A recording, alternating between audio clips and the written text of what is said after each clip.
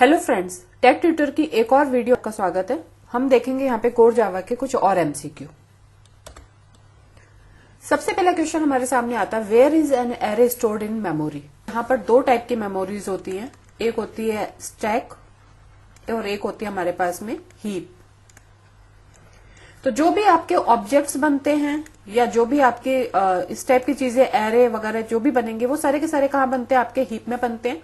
Stack में क्या होते हैं, आपके केवल और केवल लोकल वेरिएबल्स, और इनके जो रेफरेंसेस रहते हैं वो भी कहां पे रहते हैं, स्टैक के अंदर रहते हैं।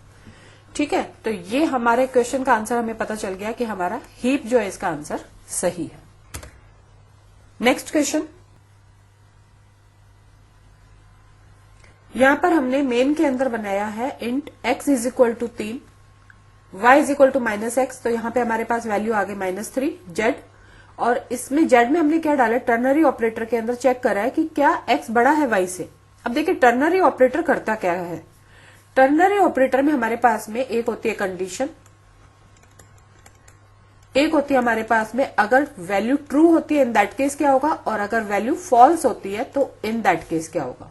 ठीक है, तो टर्नरी को हम कैसे अलग करते हैं, ये इस टाइप से हम इसको अलग करते हैं। ठीक है, तो यहाँ पे हमने कंडीशन क्या दी है, कंडीशन हमने दी है क्या आपका x यानी कि 3 क्या बड़ा है -3 से। यस, हमें पता चल रहा है कि ये क्या है, बड़ा है। बड़ा है तो यहाँ पे ट्रू वाली वैल्यू में हमने क्या दिया है, -3, और फॉल्स वाली वैल्यू में हमने दिया है, सॉरी ट्रू वाली वैल्यू में दिया हमने 3, और यहाँ पे फॉल्स वाली वैल्यू में हमने दिया है -3। ठीक है, तो जब ये कंडीशन हमारी ट्रू है, इन दैट केस कौन सी वाली वैल्यू यहाँ पर आएगी, ये आएगी 3, यानी कि 3 जो है वो जाकर के z में स्टोर हो जाएगा। z इज इक्वल टू क्या हो जाएगा आपका 3। तो जब हम इसको प्रिंट करवाएंगे तो हमें क्या मिल जाएगा, हमें मिल जाएगा 3। ठीक है, तो ये हमारा हो जाएगा आंसर। नेक्स्ट क्वेश्चन, यहां पे हमारे पास में हमने मेन में क्या किया है, हमने दो यहां पर वेरिएबल लिए हैं, वेरिएबल 1 और वेरिएबल 2। किस टाइप के लिए, डबल में हमने यहां पर क्या वैल्यू करी है, वेरिएबल 1 में करा हमने 1 + 6, तो यानी कि क्या हो गया 6.0। एक आप हैबिट बना लीजिए कि जब भी आप डबल या फ्लॉट पे वर्क करते हैं तो आपने क्या करना है, सिंपल और सिंपल यहां पर डॉट लगा करके 0 लिखने की हैबिट कर लीजिए, जिससे आपको ध्यान रहे कि आगे क्या होने वाला है। ऐसे ही हमारे पास में वेरिएबल 2, इसमें हमने क्या करा है, वेरिएबल 1 डिवाइड बाय 4। तो वेरिएबल क्या है हमारे पास में 1 6.0, और इसको हमने कर दिया डिवाइड बाय 4। तो ये हमारे पास में क्या वैल्यू आ गई, यहां पर आ गई हमारे पास में 1.5।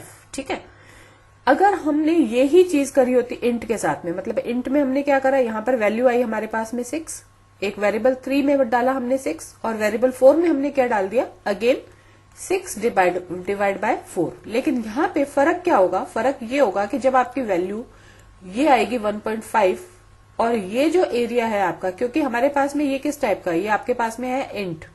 जब इंट है तो ये 1.5 आपका क्या हो जाएगा, ट्रंकेट हो जाएगा, ये वाली वैल्यू यहाँ पे स्टोर नहीं होगी, तो आपकी वैल्यू यहाँ पे स्टोर होगी कौन सी, 1।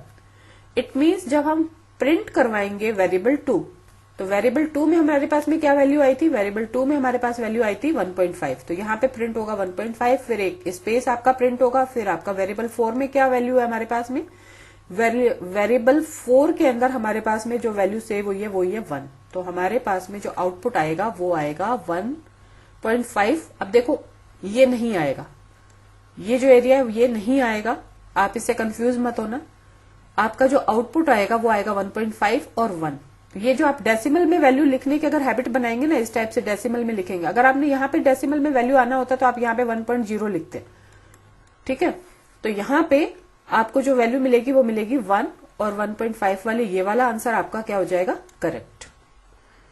ठीक है, नेक्स्ट क्वेश्चन, हमारे पास में बुलियन वेरिएबल जो होते हैं उनमें आप कौन कौन सी वैल्यू रख सकते हैं। तो देखिए हमारे पास में ट्रू हम रख सकते हैं, 0 और 1 हम नहीं रख सकते हैं। ये हम कहां पे रख सकते थे, सी और C++ में ये अलाउड था, है ना, आप बुलियन के अंदर 0 और 1 रखते थे। यहाँ पे आप ट्रू एंड फॉल्स रख सकते हैं, और एनी इंटीजर वैल्यू ये भी हम नहीं रख सकते। अब देखिए यहाँ पे अगर आपके पास में आंसर इस टाइप का आता कि ट्रू एंड फॉल्स, एंड अगर आपके पास में ये लिखा हुआ होता ट्रू एंड फॉल्स, तो क्योंकि हम ये वाली वैल्यू इसमें स्टोर कर सकते हैं तो ये आपका हो जाता है राइट आंसर, पर हमारे पास में ये वाला आंसर यहाँ पर अवेलेबल नहीं है। इन दैट केस अगर हम इन चारों में से अगर सही आंसर की बात करें तो हमारा ये वाला आंसर यहाँ पर क्या हो जाएगा, सही हो जाएगा, क्योंकि हम यहाँ पर केवल और केवल ट्रू और फॉल्स दो वैल्यू ही स्टोर यहाँ पर कर सकते हैं, लेकिन ये स्मॉल में होती है। तो इन चीजों का आपको ध्यान रखना है कि आपको सारे आंसर चेक करने, कहीं अगर आपको ये भी आंसर मिलता और ये वाला आंसर भी मिलता तो इन दैट केस आप इस आंसर को प्रेफर करते। ठीक है, next question, an array elements are always stored in which memory location. ठीक है, तो ये हमारे पास में एरे जो होता है हमें पता है क्या होता है, आपका सीक्वेंस के अंदर इस टाइप से स्टोर रहता है। ठीक है, और ये जो लिंक लिस्ट वगैरह होती हैं, लिंक लिस्ट जो होती है वो कहाँ पे, रैंडम मेमोरी लोकेशन में सेव की जाती है, क्योंकि वहां पे क्या होता है आपके लिंक्स बन जाते हैं। जैसे ये है, इसमें क्या रहेगा, एड्रेस रहेगा दूसरी जगह का। ठीक है, तो ये इस टाइप से आपके पास में, ये अगर तीसरा है तो यहां से इसका लिंक यहां रहेगा, चौथा अगर आपके पास में यहां पर है तो इसका जो लिंक होगा वो आपका यहां रहेगा। इस टाइप से जो लिंक लिस्ट होती है वो आपकी इस टाइप से स्टोर की जा सकती है, लेकिन जो एरे होते हैं वो आपके सिक्वेंशियल मेमोरी के अंदर ही ऑलवेज एंड ऑलवेज स्टोर होते हैं। तो हमारा आंसर हो जाएगा ए। नेक्स्ट क्वेश्चन, एक क्लास है जिसमें हमने दो ले लिए वेरिएबल, एक लिया है इंट और एक लिया हमने डबल। हमने क्या करवाया, एक ऐड मेथड बनाया जिसमें इंटीजर्स पास करे हैं, और एक हमने क्या बनाया है, अगेन हमने ओवरलोड करा है इसको ऐड को, जिसमें हमने क्या डाला है, डबल डाले हैं। ठीक है, ये हमारा कंस्ट्रक्टर हो गया यहाँ पर, क्योंकि हमारी जो क्लास का नाम है वो सेम नाम आ रहा है यहाँ पर। ठीक है, अब देखिए आप यहाँ पर हमने एक और क्लास बनाई जिसमें मेन मेथड बनाया, इसमें हमने क्या करा है, ओवरलोड एक हमने बना लिया इसका ऑब्जेक्ट ए और बी, इसके अंदर हमने वैल्यू डाली और इसके अंदर हमने पास करा ए एंड ए। तो यानी कि यहाँ पर दो इंटीजर हमने पास कर दिए 2,2। तो ये किससे मैच करेगा, ये मैच करेगा इससे। तो यहाँ पर आपका x के अंदर वैल्यू क्या आ जाएगी, x में वैल्यू आ जाएगी 2 + 2, यानी कि क्या आ जाएगी वैल्यू, x में आ जाएगी आपकी वैल्यू 4। ऐसे ही नीचे हमने क्या करा, यहाँ पर डाला है b एंड b। तो b एंड b हमारे पास में क्या है, डबल टाइप का है, तो ये किसको कॉल करेगा, ये इसको कॉल करेगा। इसको कॉल करेगा तो y में इसने क्या वैल्यू डाल दी, y = इसने वैल्यू डाल दी 3.2 + 3.2। तो ये वाली वैल्यू से आपको क्या आंसर मिल गया, आपको मिल गया 6.4। ठीक है, तो हमारे को ये तो पता चल गया कि एक तो हमने ये वाली वैल्यू डाल ली y में और हमने x में डाल ली 4। नेक्स्ट आप देखते हैं हमने क्या प्रिंट करवा लिया यहाँ पर, obj का x। ठीक है, obj का हमने x और obj का y, हमने ये क्या करवा लिया, यहाँ पे प्रिंट करवा लिया। तो x की वैल्यू हमें पता है 4 है एंड y की वैल्यू क्या है, 6.4 है। तो अगर हम मैच करवाए आंसर को तो ये वाला आंसर हमारा परफेक्टली मैच हो रहा है। ठीक है, तो ये आंसर आपका यहां पर हो जाएगा।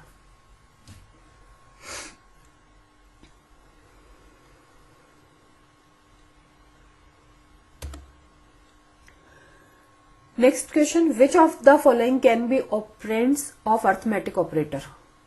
प्लस माइनस और ये जो अर्थमेटिक आपके ऑपरेटर्स होते हैं इनके ऊपर काम करें तो न्यूमेरिक और करेक्टर इन दोनों पे ही आप ये काम कर सकते हैं। कैसे, अगर मैं लिखती हूं इंट a = 5 और इंट b = 7, और अगर मैं लिखती हूँ c = a + b, तो यहाँ पे कोई कंपाइलेशन एरर नहीं आएगी, ये आपका परफेक्टली रन हो जाएगा। ऐसे ही अगर मेरे पास में होता कैर a = आपने इसमें डाल दिया कोई भी वैल्यू a, ठीक है, और एक आपने डाल दिया यहाँ पर b, जो वैल्यू है आपकी किसमें, कैर में। और अगर आप यहाँ पर कैर c लिखेंगे और = कर देंगे a + b, तो यहां पर भी आपको कोई भी एरर नहीं मिलेगी, ये आपका परफेक्टली रन होगा। तो यानी कि इसके अंदर जो आपको आंसर हो जाएगा वो ये वाला हो जाएगा। Next question, which data type value is return by all transcendental math functions. अब देखिए ट्रांसेंडेंटल मैथ फंक्शंस होते क्या है।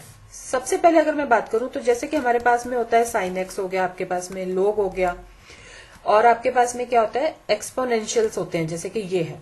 तो ये जो चीज रिटर्न करेंगे वो आपके पास में क्या आएगा, यहां पर इसका आंसर आएगा। अगर हम बात करें ये क्योंकि नॉर्मल एल्जेब्रिक फंक्शंस नहीं होते, तो ये हमारे पास में ये जो आपको इंट और लॉन्ग ये आपको रिटर्न नहीं करवा सकते। ठीक है। अब बचता क्या हमारे पास में, अब बचता हमारे पास में डबल और फ्लोट। तो क्योंकि ये जो वैल्यूज होती है ये काफी बड़े रेंज के अंदर होती हैं, तो ये क्या कर सकते हैं, आपके फ्लोट के अंदर भी आपको रिटर्न नहीं करवा सकते वैल्यू। तो हमारे पास में ये सारी चीजें निकालने के बाद में हमें क्योंकि पता चल गया ये और ये पॉसिबल नहीं है, तो हमारा जो आंसर बचता है वो हो गया आपका डबल। नेक्स्ट क्वेश्चन हमारे पास में आता है कि हमारे पास में यहाँ पे double A B C 3 value है, और हमने क्या करा, यहाँ पर ए के ऊपर ए में हमने वैल्यू डाल दी 3.0 डिवाइड बाय 0, बी में हमने वैल्यू डाल दी 0 को डिवाइड करा हमने किसी और वैल्यू से, और हमने सी में एक वैल्यू डाल दी 0 डिवाइड बाय 0.0। ठीक है। तो अब यहाँ पे देखिए, अगर ये हमारे पास में डबल नहीं होता, इन दैट केस आपको ये पता है कि डिवाइड बाय 0, अगर हम डिवाइड बाय 0 करेंगे किसी भी हालत में तो हमें क्या मिल जाएगी, अर्थमेटिक एक्सप्रेशन की आपको एरर यहां पर मिल जाएगी। ठीक है। लेकिन हमारे पास में क्योंकि जो डबल होता है, डबल या फ्लोट, दोनों में ही आपके पास में दो वैल्यू और होती हैं। कौन कौन सी होती है, एक तो होती है नॉट अ नंबर और दूसरी होती है हमारे पास में इन्फिनिटी। इन्फिनिटी, ठीक है। तो डबल और फ्लोट में जो हमारे पास में ये नॉट अ नंबर होता है वो क्या होता है, जब आप किसी भी जीरो को 0 से डिवाइड कर लें या फिर 0 इस टाइप से इसको इससे डिवाइड कर लें तो आपको क्या मिलेगा, नॉट अ नंबर। और इन्फिनिटी क्या होती है, इन्फिनिटी होती है अगर आपके पास में कोई भी वैल्यू है, लाइक 3.0 डिवाइड बाय 0 कर लिया आपने, 12.0 डिवाइड बाय 0 कर लिया, या 12 डिवाइड बाय 0.0 कर लिया। ठीक है, ये चीज समझ पा रहे हैं। इनमें क्या है, हमारे पास में एक जो है वो पॉइंट वाला डेसिमल वाला पार्ट हम ले रहे हैं ताकि जो एक्सप्रेशन का रिजल्ट आए वो या तो फ्लोट या तो डबल आए हमारे पास में। अगर आप 12 डिवाइड बाय 0 लिखेंगे, ऐसा नहीं लिखेंगे और ऐसा लिखेंगे तो ये आपको रिटर्न करेंगे एरर। ठीक है, क्योंकि इंटीजर के अंदर ये चीज पॉसिबल नहीं होती। तो अब हम इस क्वेश्चन को एक बार वापस से देख लेते हैं। इसमें हमने क्या करा, ए में हमने करा है, एक बार मैं इसको रब कर देती हूं,